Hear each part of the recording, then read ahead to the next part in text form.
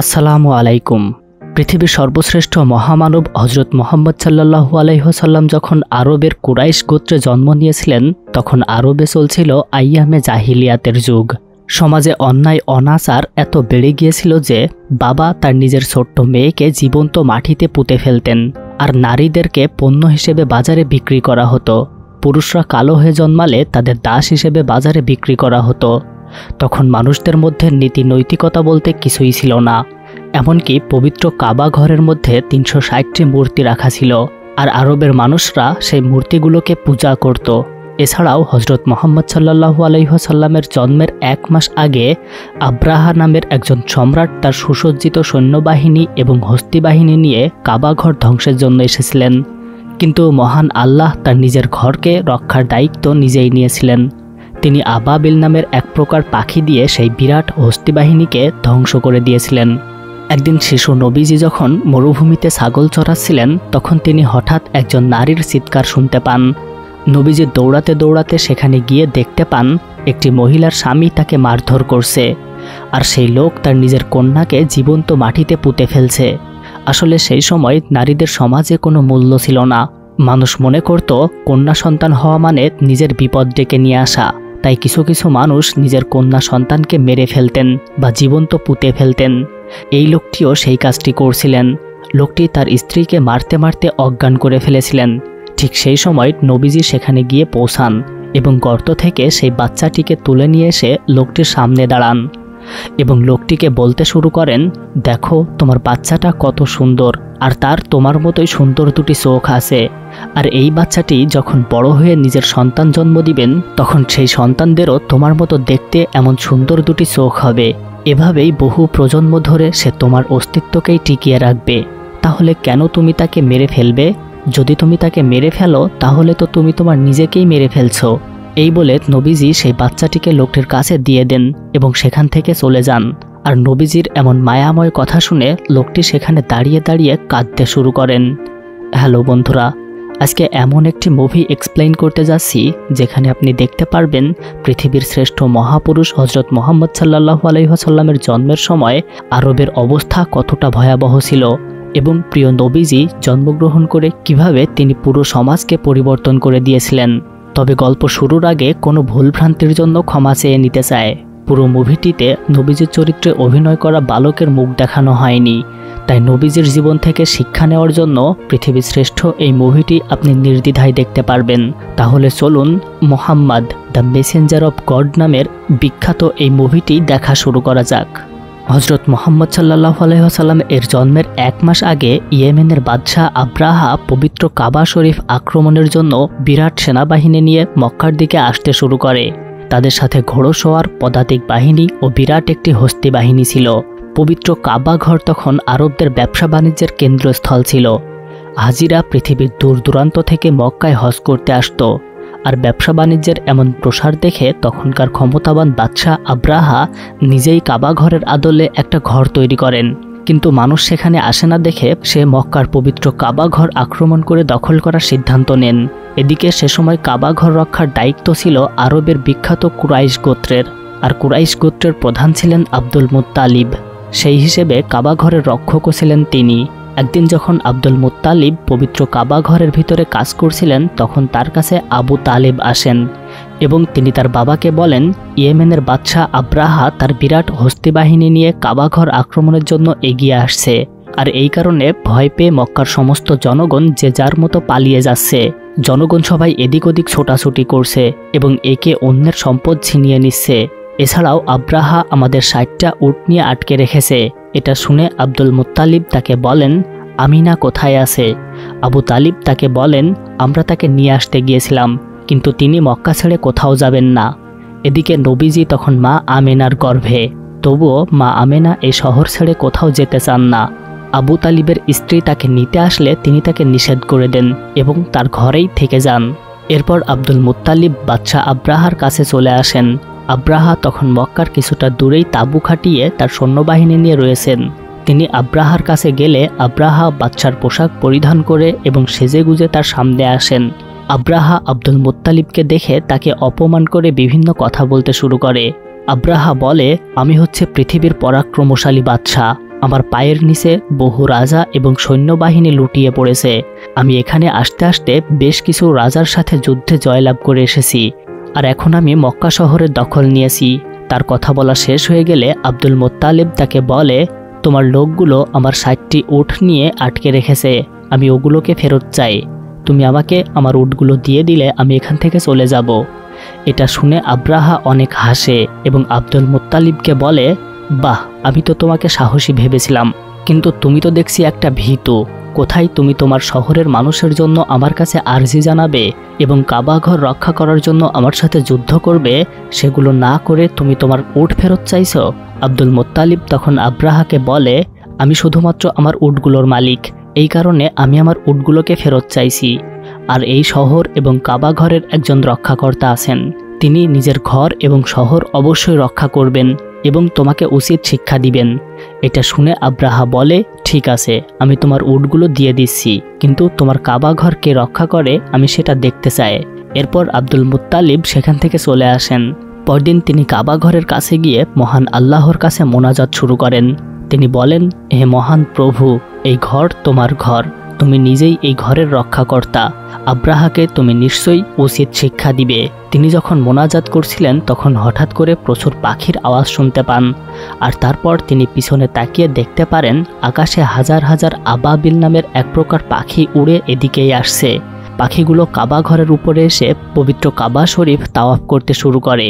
সব পাখিগুলো কাবা ঘরের চারপাশে হাজিদের মতো ঘুরতে শুরু করে। এদিকে আব্রাহার হস্তি বাহিনী প্রায় কাবার কাছে পৌঁছে গিয়েছিল।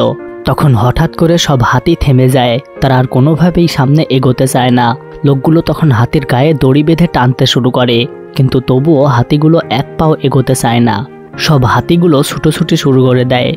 আব্রাহা হাতির পিঠ থেকে মাটিতে পড়ে যায়। আব্দুল মুত্তালিব তখন দেখতে পায় পাখিগুলো কাবা শরীফ তাওয়াফ করা হয়ে গেলে আব্রাহার হস্তি বাহিনীর দিকে এগিয়ে যেতে শুরু করেছে। সব পাখিগুলোর কাছে 3টি করে পাথর ছিল। তাদের ঠোঁটে এবং পায়ে থাকা পাথরগুলো তারা আব্রাহার হস্তি বাহিনীর ওপর নিক্ষেপ করতে শুরু করে। সেই পাথরগুলো আগুনের ফুলকির মতো সৈন্যবাহিনীর শরীর ভেদ করে ঢুকে যেতে শুরু করে।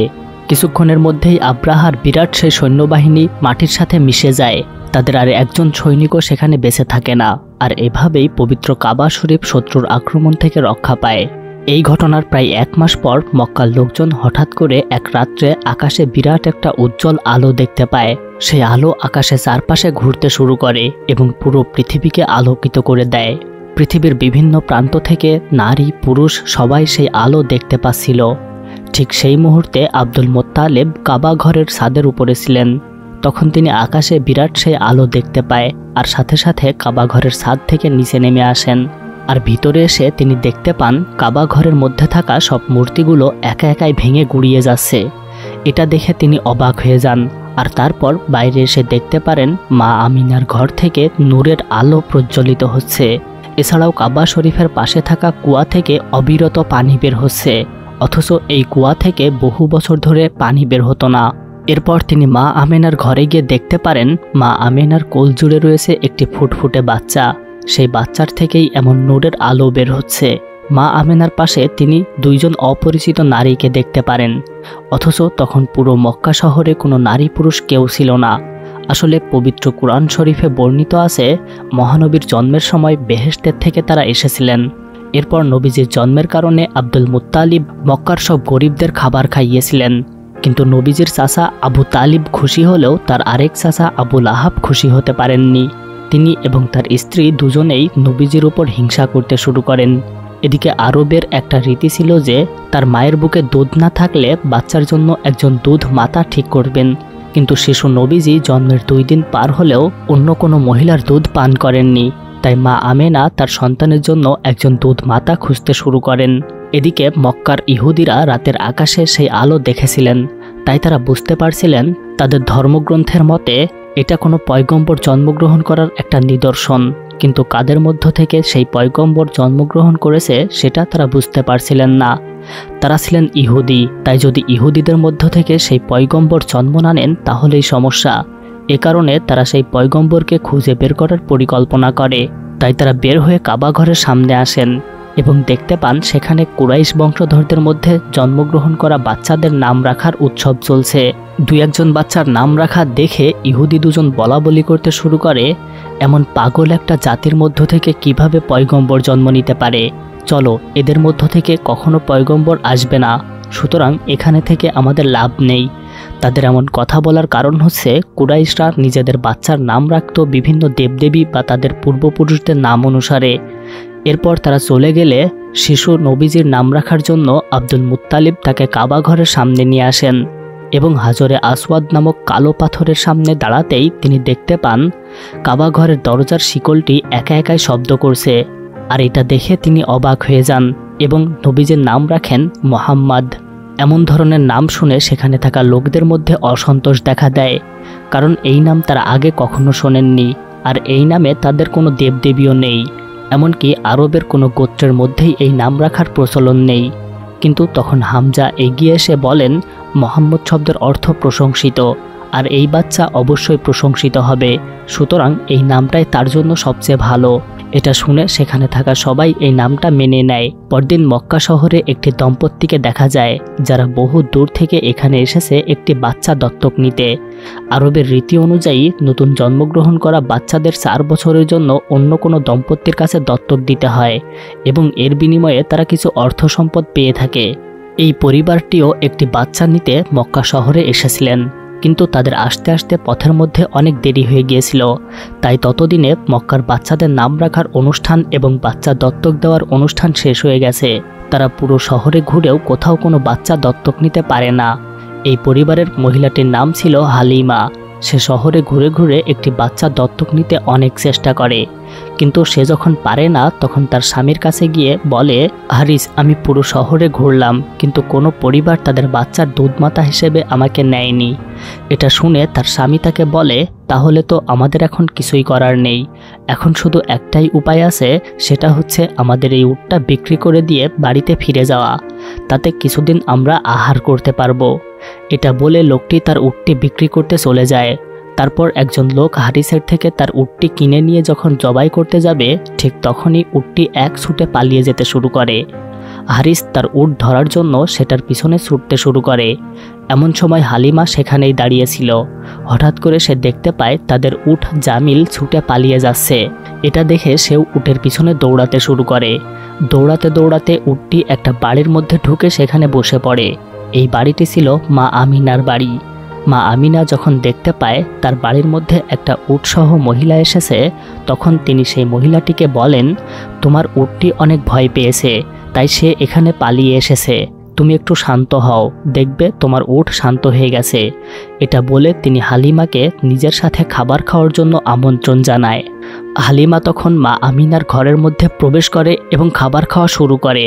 মা আমিনা তাকে বলে, তোমার বাচ্চাটা কাঁধ থেকে নামিয়ে আমার বাচ্চার পাশে রেখে খাবার খাও। হালিমা যখন তার বাচ্চাটাকে রাখতে যাবে তখন তিনি দেখতে পান দোলনায় একটা ফুটফুটে শিশু শোয়ানো আছে আর তার শরীর থেকে নূরের আলো বের হচ্ছে। এটা দেখে তিনি কেঁদে ফেলেন এবং যখন বুঝতে পারেন বাচ্চাটি ক্ষুধার্ত, তখন তিনি মা আমিনার কাছ থেকে অনুমতি নিয়ে শিশু নবীজিকে দুধ পান করাতে শুরু করেন। আর অবাক করা ব্যাপার, এতদিন শিশু নবীজি সব দুধমাতাকে রিজেক্ট করে দিয়েছিলেন, কিন্তু হালিমার থেকে তিনি দুধ পান করতে শুরু করেছেন। অর্থাৎ শিশু নবীজি তার দুধমাতাকে নিজেই নির্বাচন করে নিয়েছিলেন। এমনকি একটি হাদিসে উল্লেখ আছে, বিবি হালিমা একবার বলেছিলেন, শিশু নবীজি যতদিন আমার দুধ পান করেছিলেন ততদিন তিনি শুধুমাত্র আমার ডান স্তন থেকে দুধ পান করতেন, তিনি কখনোই আমার বাম স্তন থেকে দুধ পান করেননি, কারণ আমার আরেকটি বাচ্চা ছিল, নবীজি তার জন্য এটা রেখে দিতেন, তখন আমি আমার নিজের বাচ্চাটিকে আমার বাম স্তন থেকে দুধ পান করাতাম। অর্থাৎ সেই বাচ্চাকাল থেকেই প্রিয় নবীজির মধ্যে ন্যায় ও ইনসাফের আবির্ভাব ছিল। এরপর মা আমিনা বনি সাদ গোত্রের এই বিবি হালিমাকেই শিশু নবীজির দুধমাতা হিসেবে নির্বাচিত করেছিলেন। এদিকে মক্কার ইহুদিরা চক্রান্ত করতে শুরু করে, যেভাবেই হোক সেই জন্ম নেওয়া পয়গম্বরকে খুঁজে বের করতে হবে, আর সে যদি তাদের ইহুদি জাতির মধ্য থেকে জন্ম না নেয় তাহলে তাকে মেরে ফেলতে হবে। তাই তারা বাচ্চাটিকে হন্যে হয়ে খুঁজতে শুরু করে। এছাড়াও ইহুদিরা সেই পয়গম্বরকে খুঁজে বের করতে মক্কার মুশরিক নারীদেরকে অর্থ প্রদান করে। আর এমন খবর যখন আব্দুল মুত্তালিব জানতে পারে তখন তিনি মা আমিনার কাছে আসেন এবং তাকে বলেন নবীজিকে বিবি হালিমার সাথে পাঠিয়ে দিতে, তাহলে তিনি মক্কা শত্রু থেকে দূরে থাকবেন এবং সেখানে বিশুদ্ধ আরবি ভাষা এবং শিক্ষা অর্জন করতে পারবেন। মা আমিনা এটা শুনে কান্নায় ভেঙে পড়েন, কিন্তু শত্রুদের হাত থেকে বাঁচাতে তাকে এটা করতেই হবে। আর এভাবেই মাত্র 2 মাস বয়সের শিশু নবীজি তার প্রথম যাত্রা শুরু করেন। এদিকে মক্কার মুশরিক মহিলারা সব শিশুদের মধ্যে এমন একটি নিদর্শন খুঁজতে শুরু করে যেটার মাধ্যমে বোঝা যাবে কোন শিশুটি আল্লাহর পয়গম্বর। তাদের উপর আদেশ ছিল যদি তারা কোনো শিশুর পিঠে এমন কোনো নিদর্শন খুঁজে পান যেটার মাধ্যমে বোঝা যাবে এটাই সেই আল্লাহর পাঠানো পয়গম্বর, তাহলে তাকে যেন তারা দ্রুত ইহুদিদের কাছে নিয়ে যায়। হালিমা যখন শিশু নবীজিকে নিয়ে তার বাড়িতে প্রবেশ করে ঠিক তখনই সেখানে প্রচুর বৃষ্টি শুরু হয়। এটা দেখে তারা সবাই অবাক হয়ে যায়, কারণ বহুদিন ধরে তাদের গ্রামে কোনো বৃষ্টি হয় না। আর সেই বছর থেকেই ওই গ্রামে প্রচুর শস্য ফলতে শুরু করে। আর এভাবেই শিশু নবীজি বড় হতে শুরু করে। 4 বছর পর হালিমা যখন নবীজিকে নিয়ে মক্কায় ফিরে আসেন তখন মক্কায় একটা মহামারী ছড়িয়ে পড়েছিল। মানুষজন সবাই তাদের ব্যবহার করা জিনিসপত্র পুড়িয়ে ফেলছিল। এরপর নবীজি যখন কাবা ঘরের কাছাকাছি পৌঁছেছিল তখন পবিত্র কাবা ঘর থেকে নূরের আলো জ্বলতে শুরু করে। আজ 4 বছর পরে মা আমিনা তার সন্তানকে দেখতে পান, কিন্তু আব্দুল মুত্তালিব মা আমিনাকে বলেন মক্কার মহামারীর প্রকোপ খুব বেশি, তাই নবীজিকে আবারও হালিমার কাছে পাঠিয়ে দিতে হবে। এটা শুনে মা আমিনা অনেক কষ্ট পায়। সে কোনোভাবেই নবীজিকে পাঠাতে চায় না, কিন্তু আব্দুল মুত্তালিব তাকে বলেন ভালোবাসতে হলে কষ্ট সহ্য করার ক্ষমতা থাকতে হয়, আমরা তাকে তার ভালোর জন্যই পাঠাবো। এছাড়াও ইহুদিরা এখনও তাকে খুঁজে বেড়াচ্ছে। এভাবেই আরও 2 বছর পার হয়ে যায়। আর এখন নবীজির বয়স 6 বছর। একদিন নবীজি একটা ঝর্ণার ধারে খেলছিলেন, তখন তিনি হঠাৎ শুনতে পান হালিমা অসুস্থ। তখন নবীজি দৌড়াতে দৌড়াতে বাড়িতে ফিরে আসেন। ঘরে প্রবেশ করে তিনি দেখতে পান মহিলারা তাকে ঘিরে ধরে বিভিন্ন পূজা অর্চনা করছে এবং 2 জন তান্ত্রিক এসে বিভিন্ন তন্ত্রমন্ত্র পড়তে শুরু করেছেন।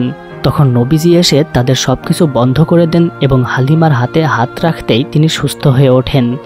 এটা দেখে সেখানকার সব তান্ত্রিকরা অবাক হয়ে যায়।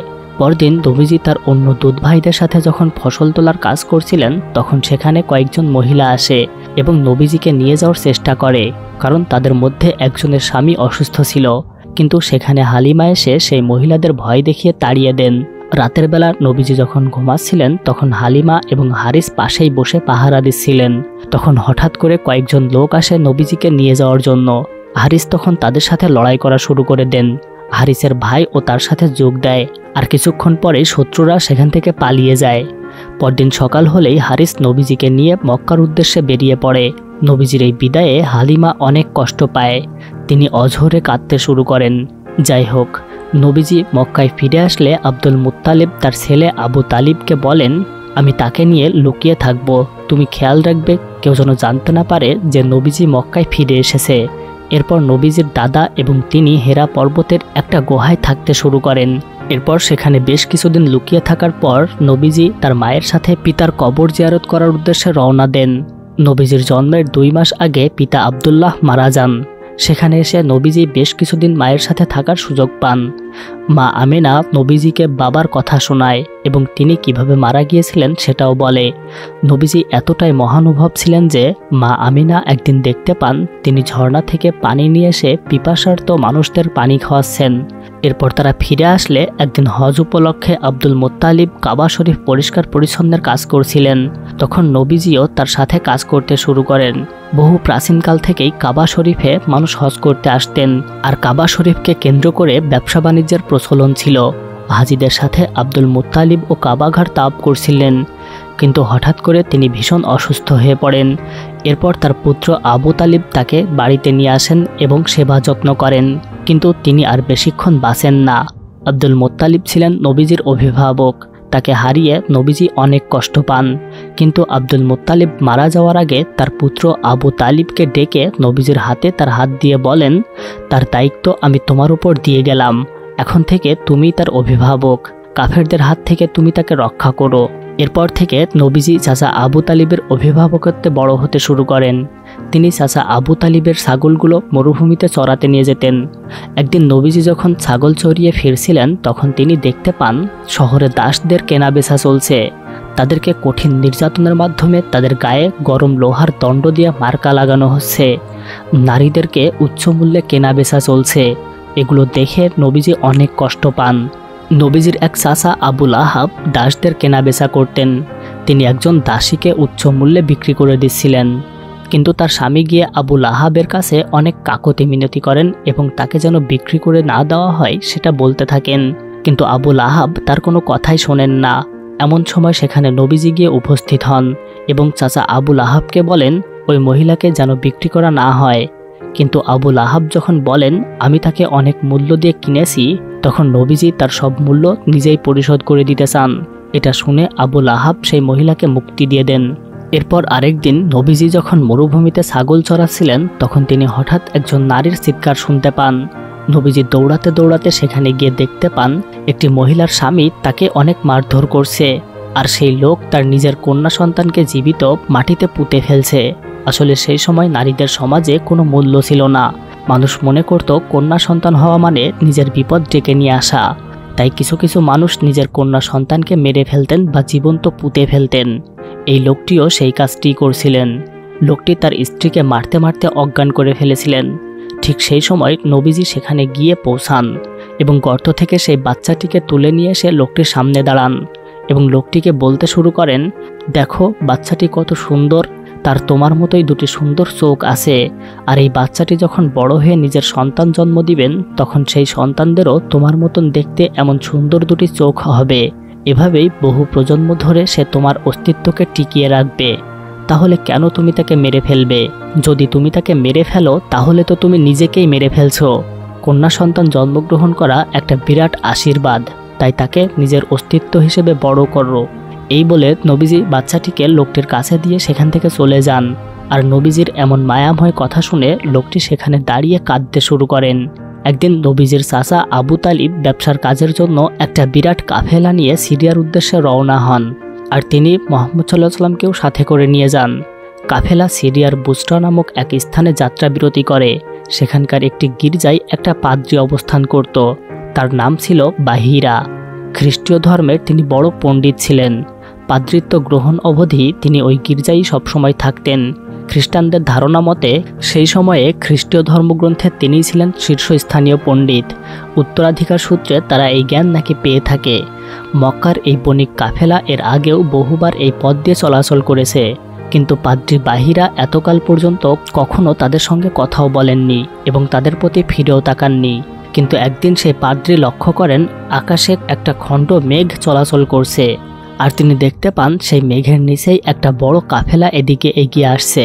মানুষের ধারণা পাদ্রী কাফেলার মাঝে রাসূল সাল্লাল্লাহু আলাইহি ওয়াসাল্লামকে দেখে ফেলেছিলেন, আর সেই একখণ্ড মেঘ শুধুমাত্র রাসূল সাল্লাল্লাহু আলাইহি ওয়াসাল্লামকেই ছায়া দিচ্ছিল। এসব দেখে পাদ্রী তার গির্জা হতে বেরিয়ে আসেন। এদিকে তার আদেশে খাবার প্রস্তুত করা হয়। এবার তিনি কাফেলার নিকট লোক প্রেরণ করেন। কাফেলার প্রতিনিধি দল পাদ্রীর নিকট উপস্থিত হলে পাদ্রী বলেন, ওহে কুরাইশ সম্প্রদায়, আমি তোমাদের জন্য খাবারের আয়োজন করেছি। আমার একান্ত কামনা তোমরা প্রত্যেকে আমার এই আয়োজনে উপস্থিত হবে, বড় ছোট গোলাম আজাদ সকলে। আহার পর্ব শেষে যখন সকলে এদিক ওদিক ছড়িয়ে পড়ে তখন এই সুযোগে বাহিরা রাসূল সাল্লাল্লাহু আলাইহি ওয়াসাল্লামকে কাছে ডেকে নিয়ে বলেন, হে বালক, আমি তোমাকে লাত ওজার শপথ নিয়ে জানতে চাচ্ছি, আমি তোমাকে যা জিজ্ঞেস করব তার যথার্থ জবাব দিবে। বাহিরা লাত ওজার নামে এই জন্যই কসম খেয়েছিলেন যে তিনি মুহাম্মদ সাল্লাল্লাহু আলাইহি ওয়াসাল্লামের সম্প্রদায়কে এই দুই নামের শপথ করতে অভ্যস্ত বলে শুনেছিলেন। যাই হোক, জবাবে রাসূল সাল্লাল্লাহু আলাইহি ওয়াসাল্লাম বললেন, আপনি আমাকে লাত ওজার নামে কিছু জিজ্ঞেস করবেন না। আল্লাহর শপথ, আমি এই দুটোর মতো অন্য কিছুকেই এত বেশি ঘৃণা করি না। বাহিরা বললেন, আল্লাহর শপথ, আমি তোমাকে যা যা জিজ্ঞেস করব তার যথাযথ জবাব তুমি কি দিবে? রাসূলুল্লাহ সাল্লাল্লাহু আলাইহি ওয়াসাল্লাম বললেন, আপনার যা ইচ্ছা হয় আপনি জিজ্ঞেস করুন। বাহিরা নবীজিকে তার ঘুম, আকার আকৃতি ইত্যাদি সব বিষয়ে জিজ্ঞেস করতে শুরু করলেন। রাসূলুল্লাহ সাল্লাল্লাহু আলাইহি ওয়াসাল্লাম এক এক করে সব প্রশ্নের জবাব দিলেন। তার প্রদত্ত সব বিবরণ বাহিরার পূর্বে থেকে জানা সব নবীর গুণাবলীর সঙ্গে হুবহু মিলে যাচ্ছিল। অর্থাৎ তাদের ধর্মগ্রন্থে মহানবী সাল্লাল্লাহু আলাইহি ওয়াসাল্লামের আগমনের বিভিন্ন নিদর্শন আগে থেকেই দেওয়া ছিল। পাদ্রী বাহিরা তখন নবীজির চাচা আবু তালিবের দিকে ফিরে বললেন, এই বালক আপনার কি হয়? আবু তালিব বললেন, আমার পুত্র। বাহিরা বললেন, না, সে আপনার পুত্র নয়, এই বালকের পিতা জীবিত থাকতে পারে না। আবু তালিব বললেন, ও আমার ভাতিজা। পাদ্রী এবারে বললেন, ওর পিতার কি হয়েছে? আবু তালিব বললেন, ও যখন তার মায়ের গর্ভে তখন ওর পিতা মারা যান। পাদ্রী এবারে বললেন, ঠিক বলেছেন, ভাতিজাকে নিয়ে আপনি দেশে ফিরে যান, আর ওর ব্যাপারে ইহুদিদের থেকে সতর্ক থাকবেন। আল্লাহর শপথ, ইহুদিরা যদি ওকে দেখতে পায় আর আমি ওর ব্যাপারে যা কিছু বুঝতে পেরেছি, যদি তারা তা বুঝতে পারে তাহলে ওরা ওর অনিষ্ট করবে। আপনার এই ভাতিজিটি ভবিষ্যতে বিশিষ্ট মর্যাদার অধিকারী হবেন। এরপর আবু তালিব তার কাফেলা নিয়ে আবারও রওনা করেন। তারা যেতে যেতে পথের মধ্যে হঠাৎ একটা ঘোড়া দেখতে পান, কিন্তু কোনো মানুষ বাদে ঘোড়া দেখে তারা অবাক হন। কিছু দূর এগোতেই তারা একটা মানুষকে মরুভূমির মধ্যে পড়ে থাকতে দেখেন। লোকটির কাছে গিয়ে তারা তাকে চিনতে পারেন। এটা ছিল স্যামুয়েল নামের একজন ইহুদি। এই লোকটিকে ইহুদিরা পাঠিয়েছিল নবীজিকে মেরে ফেলতে, কিন্তু তারা এখানে এসে নিজেদের মধ্যে মারামারি শুরু করেছিলেন। লোকটিকে জীবিত দেখে নবীজি নিজের পানির ব্যাগ থেকে লোকটিকে পানি খাওয়ান। এরপর উটের পিঠে তাকে বেঁধে নিয়ে চলতে শুরু করেন। পথ চলতে চলতে তাদের কাফেলা আরব সাগরের নিকট পৌঁছে যান। এখানে তারা একটি জেলে সম্প্রদায়ের গ্রাম দেখে বিশ্রাম নেওয়ার জন্য সেই গ্রামে থামেন। উট থেকে নেমে নবীজি সেখানকার বাচ্চাদের খেজুর খাওয়ান। এখানকার লোকজন ছিল মূর্তি পূজারী। আবু তালিব একটা জায়গায় গিয়ে দেখতে পারেন সেখানে বহু লোক মিলে পূজা করছে। তারা আসলে বহুদিন ধরে কোনো মাছ ধরতে পারেনি, তাদের জালে কোনো রকম মাছ ধরা পড়েনি, আর এই কারণে তারা তাদের মূর্তিগুলোর কাছে প্রার্থনা করতে শুরু করে। এদিকে নবীজিকে একটা বাচ্চা বড় একটা মূর্তির কাছে নিয়ে আসে। সেখানে তিনি দেখতে পারেন একজন মা এবং তার দুই বাচ্চাকে বেঁধে রাখা হয়েছে। তাদের আসলে এই মূর্তির সামনে বলি দেওয়া হবে, যাতে করে মূর্তি খুশি হয়ে সাগরে মাছ দিয়ে দেন। আর এই কারণেই লোকগুলো সেখানে পুজো করছে এবং এই মা এবং তার বাচ্চাগুলোকে বলিদানের ব্যবস্থা করেছে। নবীজি তাদেরকে দেখে তাদের বাঁধন খুলে দিতে শুরু করেন। সেই মুহূর্তে এই মানুষগুলোর কাছে এসে একজন লোক বলে তাদের বলি দেওয়া 3 জনকে একটা বাচ্চা খুলে দিয়েছে। এটা শুনে সব লোক তখন নবীজিকে ধরতে ছুটে যান। তাদের ছুটে যাওয়া দেখে আবু তালিব এবং তার সাথে থাকা কয়েকজন গ্রামের মানুষগুলোকে থামায়। এমন সময় সব মানুষ দেখতে পারেন সমুদ্রে বিরাট বড় বড় ঢেউ উঠেছে, আর অবাক করা ব্যাপার সেই ঢেউয়ের সাথে প্রচুর পরিমাণ মাছ পাড়ে এসে পড়ছে। এটা দেখে সেই জেলেরা সবাই নিজেদের পাত্র নিয়ে সেই মাছগুলোকে তুলতে শুরু করে। এটা দেখে আবু তালিব অবাক হয়ে যান এবং সেখানে থাকা সবাই অনেক খুশি হয়ে যান। আসলে সেই সময় নবীজি সমুদ্রের ধারে দাঁড়িয়ে আল্লাহর কাছে প্রার্থনা করতে শুরু করেছিলেন, আর নবীজির প্রার্থনায় সাড়া দিয়ে আল্লাহ এই সম্প্রদায়কে মাছ দিয়ে দিয়েছিলেন। নবীজি তার সারা জীবনে পুরো বিশ্বজাহানের মানুষদের জন্য আশীর্বাদ হয়ে এসেছিলেন এবং সারা পৃথিবীর মানুষদের তিনি আলো দেখিয়েছিলেন। তার জীবনের বহু ঘটনা আমাদেরকে ঈমানের পথে চলতে সাহায্য করে। যে মহামানবের সৃষ্টি না হলে এই ধরাপৃষ্ঠের কোনো কিছুই সৃষ্টি হতো না, যার পদচারণে লাখো পৃথিবী ধন্য হয়েছে। আল্লাহর প্রতি অগাধ বিশ্বাস ও ভালোবাসা, অন্তরের পবিত্রতা, আত্মার মহত্ব, ধৈর্য, ক্ষমা, সততা, নম্রতা, বদান্যতা, মিতাচার, আমানতদারি, সুরুচিপূর্ণ মনোভাব, ন্যায়পরায়ণতা, উদারতা ও কঠোর কর্তব্যনিষ্ঠা ছিল যার চরিত্রের ভূষণ। যিনি ছিলেন একাধারে ইয়াতিম হিসেবে সবার স্নেহের পাত্র, স্বামী হিসেবে প্রেমময়, পিতা হিসেবে স্নেহের আধার, সঙ্গী হিসেবে বিশ্বস্ত। যিনি ছিলেন সফল ব্যবসায়ী, দূরদর্শী সংস্কারক, ন্যায় বিচারক, মহৎ রাজনীতিবিদ এবং সফল রাষ্ট্রনায়ক। তিনি হলেন সর্বকালের, সর্বযুগের এবং সর্বশ্রেষ্ঠ মহামানব বিশ্বনবী হযরত মুহাম্মদ সাল্লাল্লাহু আলাইহি ওয়াসাল্লাম। তিনি এমন এক সময় পৃথিবীর বুকে আবির্ভূত হয়েছিলেন যখন আরবের রাজনৈতিক, অর্থনৈতিক, সামাজিক, সাংস্কৃতিক, নৈতিক ও ধর্মীয় অবস্থা অধঃপতনের চরম সীমায় নেমে গিয়েছিল। তার পুরো জীবনের কাহিনী এত স্বল্প সময়ের মধ্যে শেষ করা সম্ভব না। তাই আপনাদের যদি ভিডিওটি ভালো লাগে তাহলে কমেন্ট করে জানাতে পারেন। আমি মহানবী সাল্লাল্লাহু আলাইহি ওয়াসাল্লামের পুরো জীবনের ঘটনাই আপনাদের সামনে নিয়ে আসব। তো আজকে এ পর্যন্তই, দেখা হবে আরও একদিন।